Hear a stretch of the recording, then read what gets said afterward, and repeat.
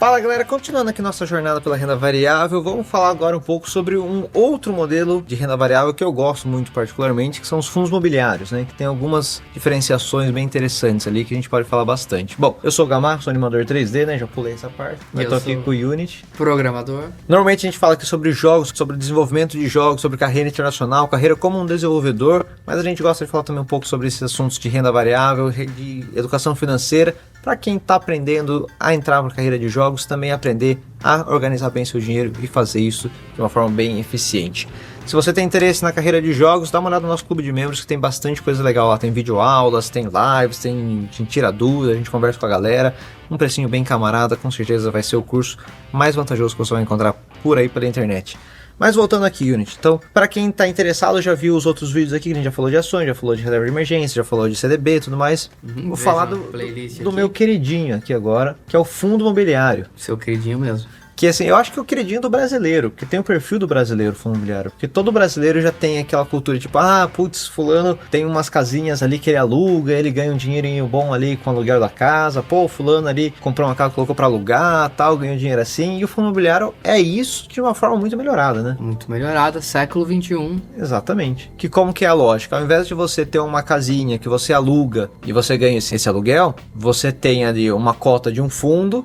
Esse fundo ele vai ter participação em, por exemplo, dezenas ou às vezes até centenas de imóveis. Podem ser desde imóveis, por exemplo, shopping centers, galpões logísticos que as empresas vão alugar, prédios comerciais. Geralmente não são imóveis de aluguel para pessoa física, né? Porque imóveis de aluguel para empresas e tal, costumam render melhor.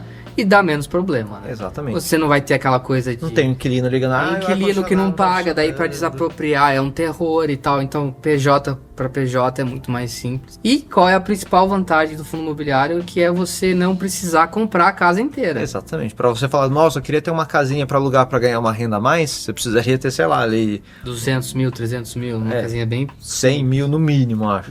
Chutando baixo mesmo. Fundo imobiliário, com R$10 você já compra uma cota de um fundo imobiliário. E você já começa, lógico que é proporcional. Se você comprou uma cota, você vai receber um rendimento ali de poucos centavos. A média desse rendimento é entre 0,5 a 0,9. Tem uns até que é 1,1%. Já é fundos de fundos, enfim. Tem várias coisas que a gente pode falar aqui. Mas é isso, é uma maneira de você ganhar dinheiro através do aluguel de imóveis. Se você não precisa necessariamente construir o imóvel ou comprar um imóvel em si. Ou você pode ter uma diversificação muito maior. Porque se você tem uma casa que você aluga, você pode estar ganhando um dinheirinho legal lá. Mas se o inquilino saiu dali, zerou totalmente esse... Zerou, ou se, sei lá, qualquer acidente na rua ali, aquela casa for desapropriada ou desvalorizar aquele local. 100% do seu dinheiro extra ali acabou. Um fundo imobiliário não, você tem um fundo imobiliário às vezes que tem ali 20 galpões logísticos. Em vários estados. Vários estados, com cada galpão com uma empresa diferente. Se uma empresa fala assim, pô, não vou mais ficar nesse galpão, vou sair, é um de 20 que parou. Então vai cair ali 5%, não vai cair 100%. Aluguel, Ou, e vezes, até a outra alugar aquilo. Exatamente. Saiu uma, entra outra. Às vezes a empresa já consegue negociar antes, e saiu uma, já está tudo acertado. O seu estresse de gerenciar isso é zero. Porque é o gestor do fundo que vai gerenciar. Zero, porque você tem que gerenciar ali os seus fundos. Gerenciar o quanto você aloca o seu dinheiro em cada um. Mas assim, você não tem que se preocupar tanto. Você não tem que correr atrás do cara para cobrar aluguel. Você não tem que se preocupar com todo mês garantido vai cair ali. Garantido é forçado, mas assim, 99,999% dos casos vai cair, a não ser que ele esteja completamente sem inquilinos, né? Porque tem fundos imobiliários de monoimóvel. Isso, que daí é aquela questão que a gente falou, só tem um imóvel. Um hospital, um shopping. Parou aquele ali, então, parou tudo. A gente não recomenda que você comece por esses, porque eles são mais complexos. Não é nem que eu não recomendo que você não comece por eles, eu recomendo que você tenha esses. Porque você tem tantas boas opções com vários... Pra que você vai se arriscar nisso? Exatamente. E eu acho que a parte técnica da coisa é, como que eu consigo fundos imobiliários? Através de corretoras, para você comprar na bolsa de valores, assim como as ações. Se você não viu parte 1 desse vídeo, veja que lá a gente fala das corretoras e tudo mais, explica picadinho. E, diferente das ações, fundo imobiliário você compra de um em um. Cota em cota. Exatamente. As ações, não sei porque, hoje em dia ainda existe assim, você tem que comprar de 100 em 100. Dá pra comprar de um em um também. Aí inventaram a porcaria do fracionário, só pra dizer que você pode comprar de um em um. Não é mais fácil já comprar de um em um, igual os fundos imobiliários? Se eu quiser comprar 101 ações, eu compro. Se eu quiser comprar 200, eu compro. Então é basicamente assim, você não tem dinheiro pra comprar 100 ações, você pega o mesmo código daquela ação, põe um F no final, você compra de um em uma. É a mesma ação, entenda que é a mesma ação, não vai mudar nada. A diferença é que você vai comprar, tanto que se você comprar 30 no fracionário, depois você comprar mais 30 e depois você comprar mais 40, você somou 100. Você consegue vender esses 100 no mercado normal, porque é a mesma ação, né? Então assim, isso aí de fracionário devia acabar, mas como ainda existe, a gente tem que citar.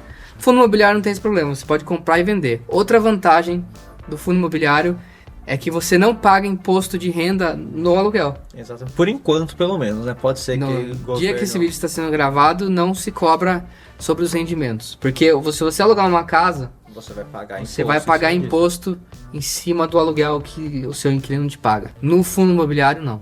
Então já é bem vantajoso do ponto de vista tributário já. Você pode ter milhões investido no fundo imobiliário que todos os rendimentos vão vir sem imposto. Que é bem interessante. Outra coisa que eu acho muito legal em fundo imobiliário, por exemplo, você tem uma casa lá, vamos dar um exemplo comparando sempre com a casa que você tem para alugar.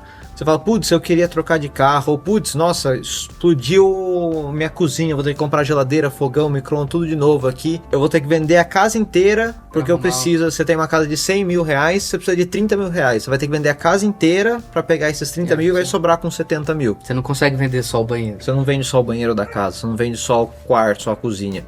Fundo imobiliário não, você pode ter 100 mil reais investido numa carteira de fundos imobiliários. Se você fala assim, eu quero 30 mil para fazer qualquer coisa que eu queira, você vende 30 mil ações, as outras 70 mil continuam lá, rendendo do mesmo jeito. Então assim, no ponto de vista de você precisar desse dinheiro, é muito prático. E você consegue o dinheiro no mesmo dia. Exatamente. Não é igual o imóvel que vai ficar meses, talvez. Você fala, putz, eu quero vender a casa aqui, putz, até se achar alguém que queira comprar, que tenha o dinheiro, daí o cara vai te oferecer, putz, eu tenho aqui 3 caiaques, eu tenho aqui, nossa, um outro apartamento lá em Mongaguá. Eu falo, putz, não queria, eu quero dinheiro. Aí um estresse enorme. Fundo imobiliário não, você vai lá, você clica vender, você vendeu, você pegou o dinheiro, você compra o que você quiser, depois se você quiser colocar ele de volta, muito mais prático, muito mais simples. Então assim, é de todos os que a gente tem, todos os tipos de ativo que a gente tem, é o meu favorito por causa disso. Eu gosto assim, a segurança entre aspas, mas assim, ele é muito mais seguro do que empresas, do que outras coisas, porque o imóvel não vai deixar de existir.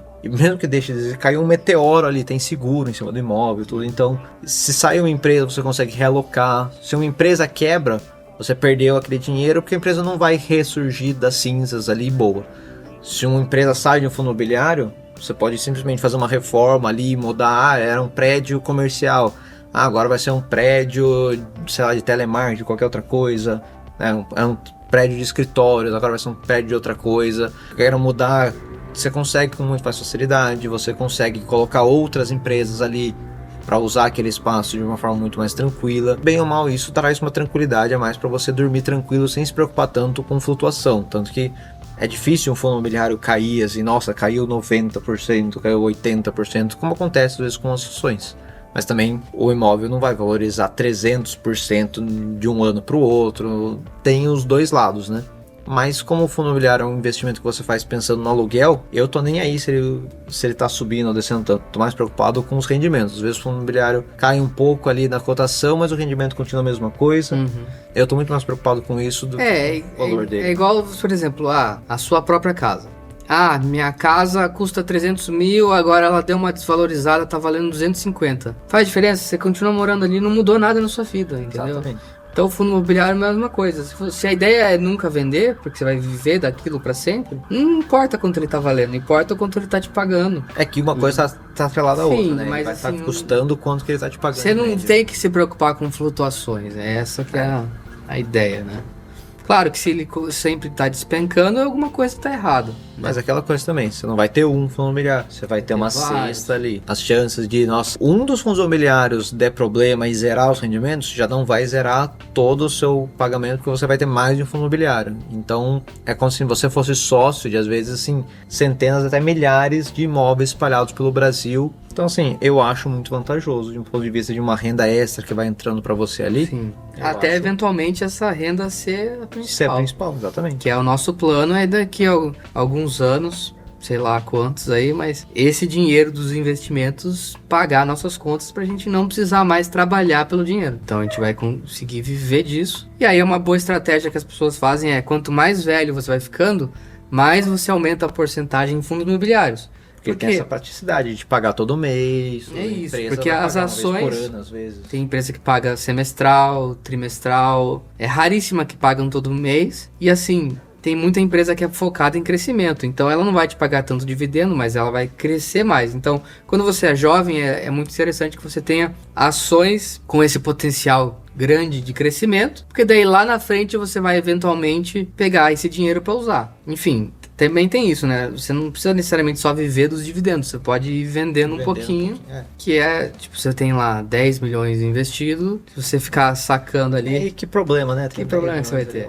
Então, é isso. Você vai vivendo desse dinheiro. Mas, a tendência é que você vá alocando mais para os fundos imobiliários no final. Para você ter essa estabilidade de renda mensal, assim, né?